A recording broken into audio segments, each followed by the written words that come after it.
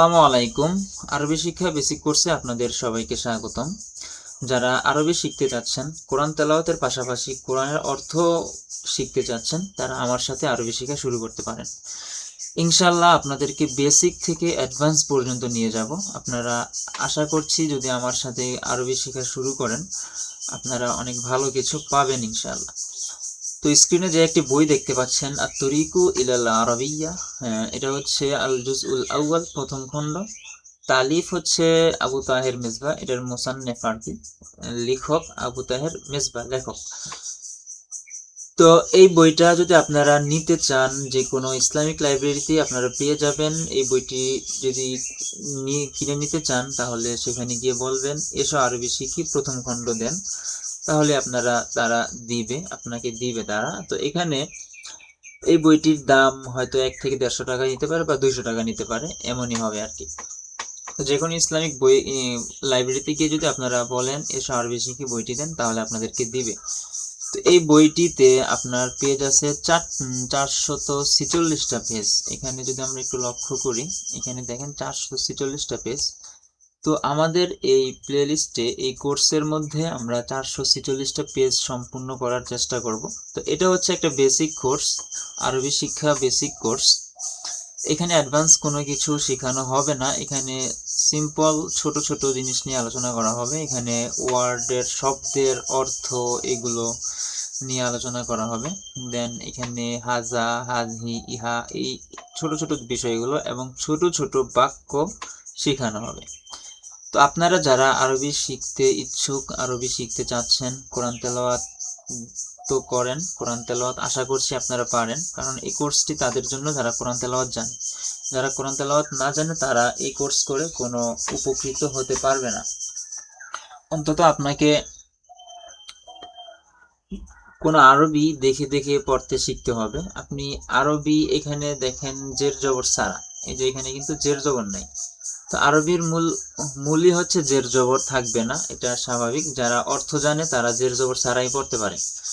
তো কোরআন শরীফের মধ্যে এটা যেহেতু আওয়াম জনসাধারণ সবাই পড়বে, সেই হিসাবে এটা এখানে জের জবর পেশ এগুলো দিয়ে দেওয়া হয়েছে, তাজবিদ দিয়ে দেওয়া হয়েছে আর কি।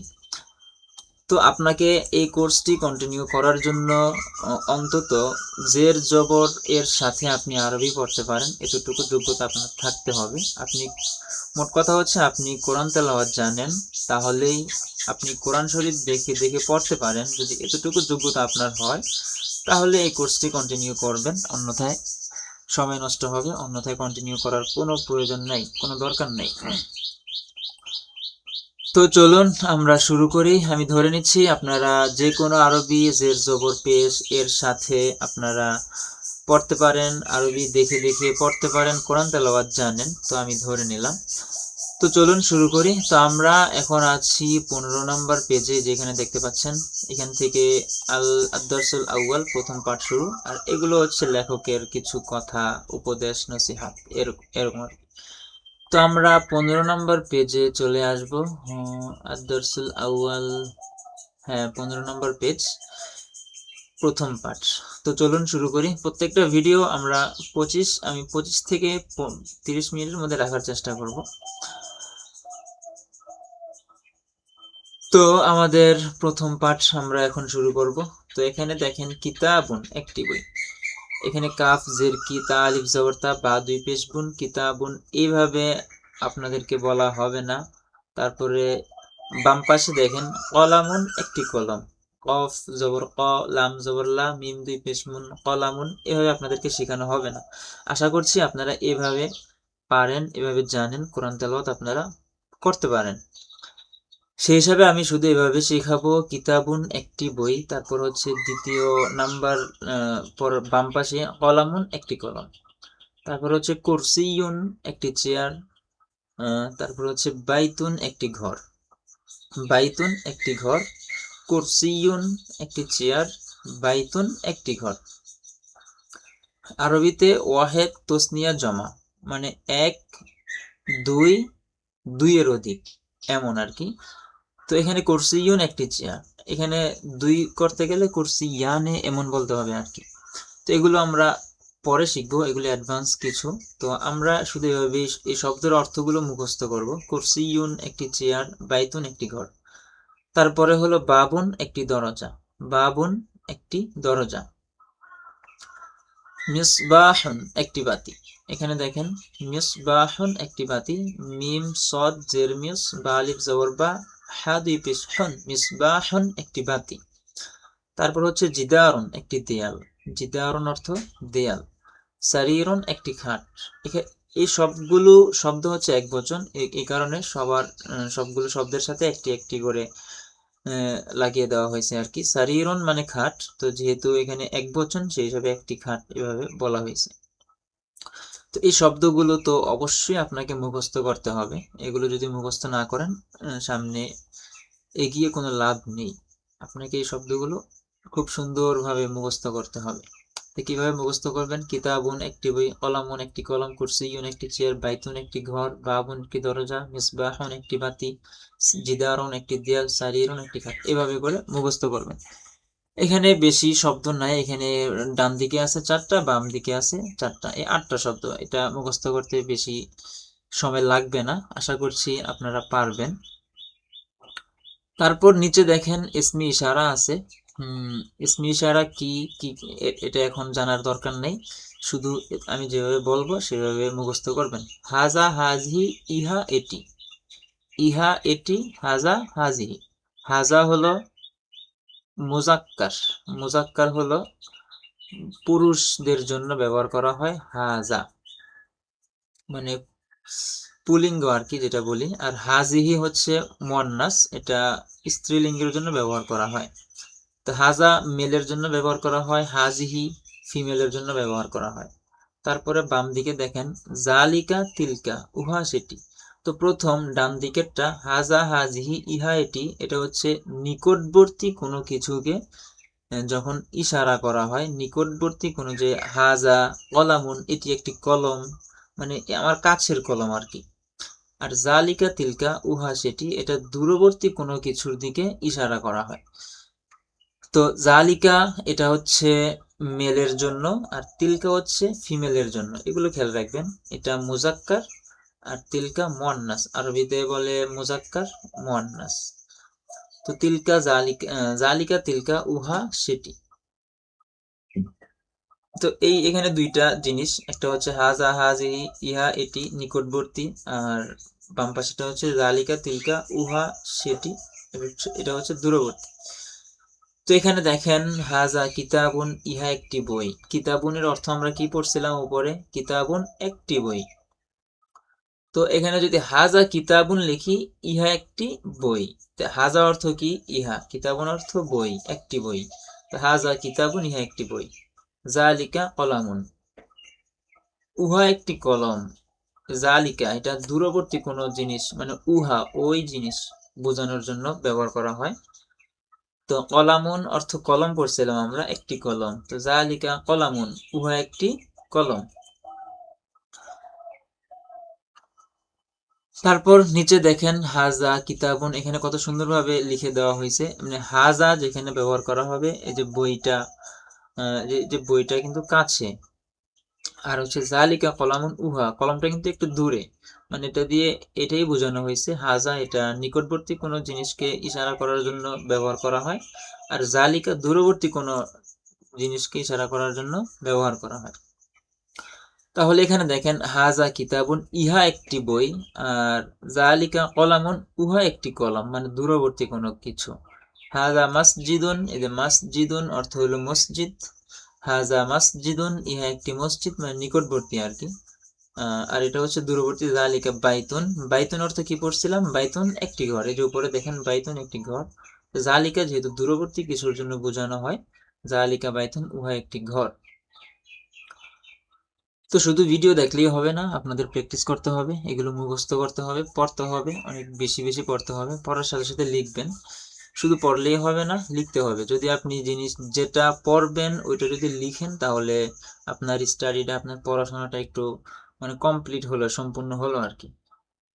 তো পড়ার সাথে সাথে যদি লিখেন, তাহলে আপনার এটা ভিতরে অনেক ভালো বসে যাবে, মুখস্থ হয়ে যাবে, এটা ভুলবেন না সহজে।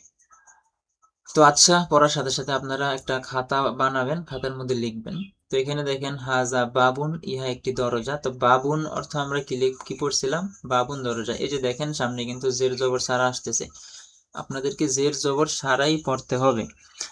তো কিভাবে পড়বেন? এই যে হাজা, এটা আমরা এখানে কি কি পড়ছিলাম? হাজা, দেখছেন? হাজা মানে ইহা, বাবুন দরজা, এগুলো মুখস্থ থাকতে হবে। যে বাবুন অর্থ দরজা, এখানে জের জবর দিয়ে দিছে কিন্তু এখানে দেয় নাই। তো এগুলো মুখস্থ করে করে আপনাদেরকে জের জবর ছাড়াই কিন্তু পড়তে হবে। তো এখানে দেখেন হাজা বাবুন, ইহা একটি দরজা, জালিকা মিসবাহন, উহা একটি বাতি। আপনি যদি আরবি অর্থ জানেন, আরবি শিখতে পারেন ভালোভাবে, তাহলে কোরআন শরীফও আপনি জের জবর পেশ এগুলো ছাড়া তেলাওয়াত করতে পারবেন।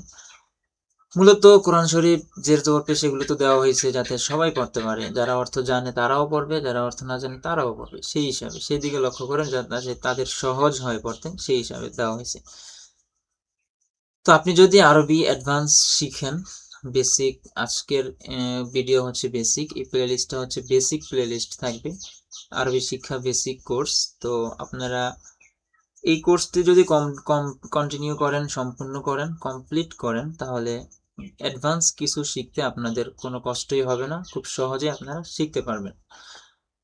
তো ওয়ার্ডগুলো মুখস্থ করা সবচেয়ে বেশি গুরুত্বপূর্ণ। কিতাবুন একটি বই, কলামুন একটি কলম। আপনি যে কোনো ভাষা শিখবেন, আরবি, ইংলিশ, হিন্দি, যে কোনো ভাষাই শিখেন, এর যদি শব্দের অর্থই আপনি না জানেন তাহলে বলবেন কিভাবে? হ্যাঁ, এ হলো কথা। তো অবশ্যই আপনাদেরকে এই ওয়ার্ডগুলো, শব্দগুলো, যতগুলো শব্দ আসবে সামনে সবগুলো মুখস্থ করতে হবে। হাজা বাবুন, ইহা একটি দরজা, জালিকা মিসবাহন, উহা একটি বাতি। মিসবাহন অর্থ আমরা কি পড়ছিলাম? মিসবাহন একটি বাতি। তো জালিকা দূরবর্তী কিছু বোঝানোর জন্য ব্যবহার করা হয়। আর হচ্ছে পরবর্তী দেখি হাজা জিদারুন, ইহা একটি দেয়াল। জিদারুন অর্থ কি পড়ছিলাম? এই যে একটি দেয়াল, ইহা একটি দেয়াল, কাছের কিছু আর কি। জালিকা কুরসিয়ুন, উহা একটি চেয়ার। কুরসিয়ুন অর্থ আমরা পড়ছিলাম একটি চেয়ার। তারপর হচ্ছে হাদা বাইতুন, ইহা একটি ঘর। হাদা কুরসিয়ুন, ইহা একটি চেয়ার। দুটোটাই নিকটবর্তী জিনিসের জন্য ব্যবহার করা হয়েছে। জালিকা মসজিদুন, উহা একটি মসজিদ। দূরবর্তী কিছুর জন্য জালিকা ব্যবহার করা হয়। হাদা সারিরুন, সারিরুন অর্থ খাট, এটা আমরা পিছে পড়ছি। সারিরুন অর্থ খাট, ইহা একটি খাট, নিকটবর্তী কোনো জিনিস বোঝানো হয়েছে। হাদা জিদারুন, ইহা একটি দেয়াল, নিকটবর্তী। জালিকা মিসবাহান, উহা একটি বাতি, এটা দূরের কোনো কিছু। জালিকা সারিরুন, উহা একটি খাট, দূরের বস্তু। হাদা বাবুন, ইহা একটি দরজা। জালিকা জিদারুন, উহা একটি দেয়াল। তো এখানে যে শব্দগুলো দেওয়া হয়েছে এগুলো দিয়ে বাক্য তৈরি করেও দেখানো হলো। তো আপনারা এগুলো পড়বেন। আপনাদের মুখস্থ করার জিনিস হলো এই যে এগুলো আমি দেখিয়ে দেই, স্ক্রিনশট দিয়ে দেখিয়ে দিতেছি আমি। এই যে এগুলো আপনাদের মুখস্থ করবেন, এটা আর এই যে এই দুইটা, এগুলো হচ্ছে আপনাদের মুখস্থ করার জিনিস। হাজা, হাজিহি, ইহা এটি, যালিকা তিলকা, উহা সেটি, তারপর কিতাবুন কলামুন, এগুলো। আর নিচের যেই বাক্যগুলো আছে এগুলো শুধু বুঝবেন, এগুলো বুঝবেন। হাজা কিতাবুন, ইহা একটি বই, এটা নিকটবর্তী জিনিসকে বোঝানো হয়েছে হাজা দিয়ে, এবং কিতাবুন একটি বই, এগুলো আর কি। তো আমরা চলে আসলাম 17 নাম্বার পেজ। এখানে দেখতে পাচ্ছেন উপরে 17 নাম্বার পেজ, এই 17 নাম্বার পেজ। তো এখন 17 নম্বর পেজে কি কি আছে আমরা শিখব। এখানে দেখেন মাদ্রাসাতুন একটি মাদ্রাসা, সাব্বুরাতুন একটি ব্ল্যাকবোর্ড। মিম দাল জবর মাদ, র জবর র, মাদরা, সিন জবর সা, মাদ্রাসা, তা দুই পেশতুন, মাদ্রাসাতুন একটি মাদ্রাসা, সাব্বুরাতুন একটি ব্ল্যাকবোর্ড, মিসতরাতুন একটি রুলার, হাকিবাতুন একটি ব্যাগ।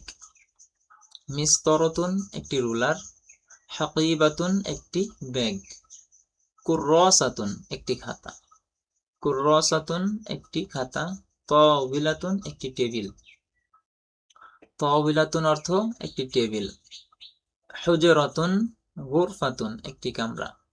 হুজরাতুন এর অর্থ একটি কামরা, গুরফাতুন এর অর্থ একটি কামরা। নাফিজাতুন একটি জানালা, নাফিজাতুন অর্থ একটি জানালা। তো এই শব্দগুলো আপনারা মুখস্থ করবেন। আমি আরেকবার বলে দিই, মাদ্রাসাতুন একটি মাদ্রাসা, সাব্বুরাতুন একটি ব্ল্যাকবোর্ড, মিসতরাতুন একটি রুলার, হাকিবাতুন একটি ব্যাগ, কুররাসাতুন একটি খাতা, তাওবিলাতুন একটি টেবিল, হুজরাতুন গুরফাতুন একটি কামরা, নাফিজাতুন একটি জানালা। এই শব্দগুলো দিয়ে এখন আমরা বাক্য তৈরি করব।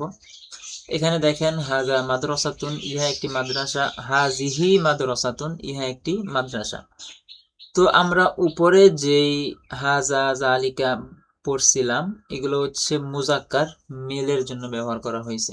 এখানে আমরা আরো একটা পড়ছিলাম হাজিহি, এখানে দুইটা পড়ছি, হাজা একটা হাজিহি একটা, আর এখানে জালিকা একটা তিলকা একটা। তো এখানে হাজা আর জালিকা দিয়ে বাক্য তৈরি করে দেখানো হয়েছে। এখানে দেখেন হাজা জালিকা এই দুইটা দিয়ে। তারপর এখানে দেখেন ফিমেলের জন্য কিন্তু একটা আছে, হাজিহি তিলকা। হাজিহি হচ্ছে ফিমেলের জন্য, তিলকা হচ্ছে ফিমেলের জন্য। সেই ক্ষেত্রে আমরা এখানে হাজিহি কেন ব্যবহার করলো, এখানে হাজা কেন ব্যবহার করলো? তো আরবিতে মাদ্রাসাতুন শেষে যদি তা থাকে সেটাকে আমরা মুয়ান্নাস ধরে নিব। এটাকে বলে তায়ে তানিস, মুয়ান্নাস বা ফিমেল। আরবিতে বলে মুয়ান্নাস আর ফিমেল আর কি, ইংলিশে বলে ফিমেল। তো মাদ্রাসাতুন তা দেখেন শেষে তা আছে, তো এটাকে আমরা ফিমেল নিব, এটা মুয়ান্নাস ধরবো। সেক্ষেত্রে হাজিহি মাদ্রাসাতুন, এখানে যদি বলি হাজা মাদ্রাসাতুন তাহলে কিন্তু এটা ভুল হবে, সঠিক হবে না। এখানে বলতে হবে হাজিহি মাদ্রাসাতুন। আশা করছি আমি বোঝাতে পারছি। তো এখন আমরা হাজিহি আর তিলকা, এখানে হাজিহি আর তিলকা এর ব্যবহার দেখব। তো এখানে দেখেন হাজিহি মাদ্রাসাতুন, ইহা একটি মাদ্রাসা, তিলকা সাব্বুরাতুন, উহা একটি ব্ল্যাকবোর্ড। এই তিলকা কেন আসলো? সাব্বুরাতুন শেষে তা আছে, তাটা হচ্ছে মুয়ান্নাস, আর মুয়ান্নাসের ক্ষেত্রে আমরা তিলকা ব্যবহার করব। তিলকা সাব্বুরাতুন, উহা একটি ব্ল্যাকবোর্ড, হাজিহি হুজরাতুন, ইহা একটি কামরা। হাজিহি কেন ব্যবহার করা হলো? এখানে হুজরাতুন শেষে একটা তা আছে, এই তাটা হচ্ছে মুয়ান্নাস, এটা ফিমেলের জন্য ব্যবহার করা হয়। সেই ক্ষেত্রে এখানে হাজা হুজরাতুন এমনটা বললে ভুল হবে, এখানে বলতে হবে হাজিহি হুজরাতুন, ইহা একটি কামরা। তিলকা হাকিবাতুন, উহা একটি ব্যাগ, হাজিহি কুররাসাতুন, ইহা একটি খাতা, তিলকা তাওবিলাতুন, উহা একটি টেবিল। তাওবিলাতুন অর্থ আমরা কি পড়ছিলাম? একটি টেবিল।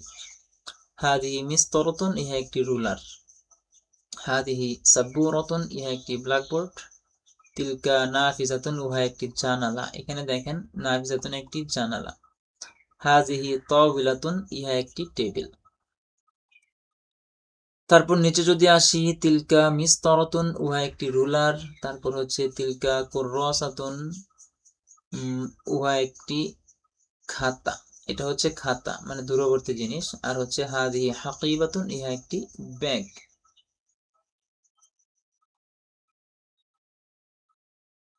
তো আজকে আমরা এই পর্যন্তই পড়ব, সামনে আর যাব না, যেহেতু আজকে প্রথম ভিডিও। আজকে আমরা এতটুকুই শিখলাম। পরবর্তী ভিডিও থেকে আমরা সম্পূর্ণ অনেক বেশি বেশি করব, 25 থেকে 30 মিনিটের মধ্যে আমরা শেষ করব। তো এখানে বেশি সময় নষ্ট করব না আমি, খুব আজকে তো একটু সুন্দরভাবে বুঝিয়ে দিলাম, পরবর্তীতেও ভালো করেই বুঝিয়ে দেওয়া হবে, কিন্তু একটু দ্রুত যেতে হবে আর কি, যেহেতু আমাদের পথ অনেক দীর্ঘ। এখানে 446টা পেজ আছে। তো আজকে আমরা এ পর্যন্ত শেষ করলাম। আমি স্ক্রিনশট দিয়ে আপনাদেরকে দেখাই, এই যে পর্যন্ত শেষ করলাম আর কি। তো পরবর্তী ভিডিও থেকে কুফলুন তালা, মিফতাহুন একটি চাবি, সুন্দুকুন একটি বাক্স, এভাবে আমরা পড়ব পরবর্তী ভিডিও থেকে। তো আপনাদের সবাইকে আমন্ত্রণ রইল পরবর্তী ভিডিও দেখার জন্য। তো আজকে যেই ক্লাসটা করা হলো এগুলো আপনারা প্র্যাকটিস করবেন এবং খাতায় লিখবেন। আজকের ক্লাসটা যদি আপনারা সুন্দরভাবে প্র্যাকটিস করেন তাহলে কালকের ক্লাস, পরবর্তী ক্লাস আপনার জন্য শিখা এবং বোঝাটা সহজ হবে। তো আরো একবার বলতেছি, আপনারা এই শব্দগুলো অবশ্যই অবশ্যই মুখস্থ করবেন। এই যে মাদ্রাসাতুন, সাব্বুরাতুন, এগুলো আপনাকে মুখস্থ করতেই হবে, কিতাবুন কলাম। তো আজকের জন্য বিদায় নিচ্ছি। তো পরবর্তী পর্বে আপনাদের সাথে দেখা হবে। সেই পর্যন্ত ভালো থাকুন, সুস্থ থাকুন। আসসালামু আলাইকুম।